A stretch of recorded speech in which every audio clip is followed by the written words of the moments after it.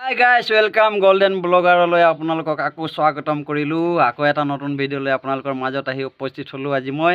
আজি মই আহিছোঁ আমাৰ দৌদৰ ঘৰত আহিছোঁ আৰু দৌদৰ ঘৰত মই এনেই ভিডিঅ' এটা বনাই যাওঁ বুলি আহিছোঁ। আজি দৌদহঁতৰ ঘৰটো আধাখৰীয়া হৈ আছে, তাৰ বাবে সকলোৱে কমেণ্ট কৰিব, সোনকালে ঘৰটো বনাবলৈ বাট পায়, যাতে সকলোৱে যেন ছাবস্ক্ৰাইব কৰি দিব, চেনেলটো লাইক কৰি দিব আৰু আমাৰ এই দৌদৰ বাবে এটা লাইক কৰি দিব আৰু এওঁৰ বাবে কমেণ্ট দিব, কাৰণ এই বুঢ়া বয়সত বহুত কষ্ট কৰি জীয়াই আছে আৰু বেছিদিন কষ্ট কৰিব নলগাকৈ এওঁক আশীৰ্বাদ কৰিব, এওঁৰ জীৱনটো যেন আনন্দময় হয় আৰু আগলৈ যেন তেওঁৰ জীৱনটো সুস্থ হৈ চলিব পাৰে। চ' গাইজ, মই আশা কৰিলোঁ আপোনালোকে ভিডিঅ'টো ছাবস্ক্ৰাইব কৰিব আৰু ভিডিঅ'টো লাইক কৰিব আৰু ফৰৱাৰ্ড কৰিব বুলি আশা কৰিলোঁ। আনেও আমাৰ দৌদক চাওক আৰু আনেও কমেণ্ট কৰক, তাকে আশা ৰাখিলোঁ। ধন্যবাদ গাইজ।